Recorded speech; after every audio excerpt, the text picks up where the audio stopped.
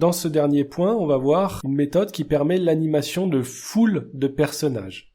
L'idée, c'est de représenter des personnages comme des particules, et ces particules vont interagir entre elles comme si elles étaient soumises dans un champ de force, telles que des particules qui seraient éloignées seraient attirées, et des particules qui seraient trop proches seraient par contre repoussées. Donc ce qui va permettre d'avoir une certaine distance moyenne entre des personnages. Et le premier modèle virtuel appliqué pour l'animation de personnages, c'est ce que l'on appelle les Boids, proposé par Craig Reynolds en 87, qui a proposé un modèle très simple d'animation qui a été ensuite largement étendu et qui peut être aussi utilisé pour des personnages de type foule d'humains. Alors l'idée des Boids, c'est que chaque élément est défini comme une particule avec sa position, sa vitesse et des forces qui vont s'appliquer sur elle. Et on va utiliser des forces de base, ce que l'on va appeler des steering behaviors, qui seront très simples.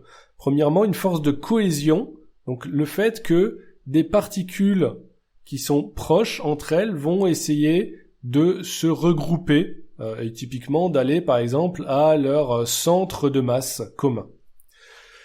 Également le fait que des particules voisines vont essayer de s'aligner entre elles.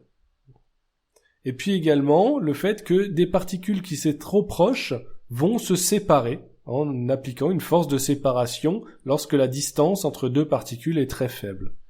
Et ces simples forces vont permettre d'avoir des comportements globaux qui vont venir émerger et qui vont donner l'impression de voir des comportements de modèles beaucoup plus intelligents et plus complexes, alors qu'en fait, ce modèle global sera entièrement défini par ces forces très simples entre particules.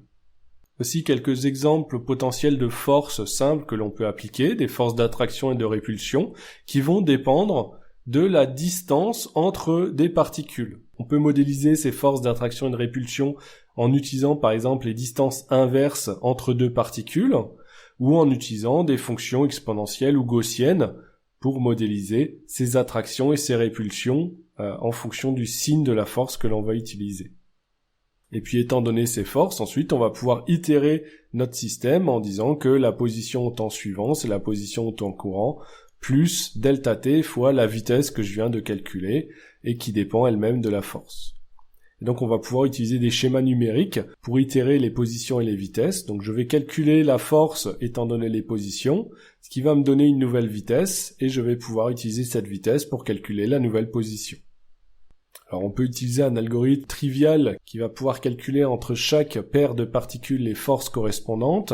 Alors l'un des désavantages de ce type d'algorithme, c'est que évidemment, on va avoir une double boucle ici sur le nombre de particules, et si on s'intéresse à des foules, le nombre n de particules peut être potentiellement très important. Et donc ici, on a un algorithme qui est en complexité quadratique. Donc pour éviter cette complexité et pour améliorer le temps de calcul, on peut utiliser des méthodes de tri de l'espace qui vont permettre d'indiquer directement quelle particule est voisine de l'autre sans avoir à parcourir l'ensemble des particules dans une double boucle. L'utilisation de ce modèle de Boids, c'est particulièrement adapté à tous les mouvements, généralement les mouvements d'animaux, type oiseaux, poissons, et on peut évidemment afficher, plutôt que d'afficher une simple particule comme un point, on peut utiliser un modèle 3D, typiquement animé par skinning, pour obtenir une visualisation qui a l'air plus réaliste. On peut rajouter d'autres types de comportements, en ajoutant des positions objectives ou des vitesses objectives, ou on peut rajouter des modèles de poursuite ou d'évitement de type prédateur.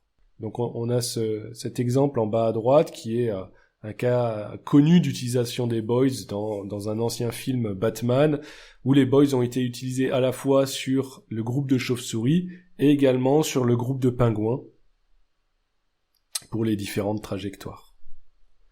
Alors, les modèles de force tels qu'on les a définis ne garantissent pas que deux particules ne puissent pas être en collision. Également, on peut noter que si on cherche à modéliser des humains qui se déplacent, nous, en tant qu'humains, contrairement aux poissons, on va principalement utiliser la vision, notre vue, pour se déplacer. Et donc, ce modèle de Boids lui, il ne prend pas en compte cette vision et en particulier, il va traiter de la même manière des personnages qui seraient derrière que des personnages qui seraient devant, uniquement en utilisant la distance entre personnages. Donc il existe des améliorations qui vont avoir une anisotropie et qui vont traiter des cônes de vision dans lesquels on va réagir différemment. Basé sur la vitesse des personnages, on va essayer d'éviter des collisions également, ce qui va nous permettre d'avoir des modèles de déplacement de foule de personnages qui seront plus réalistes.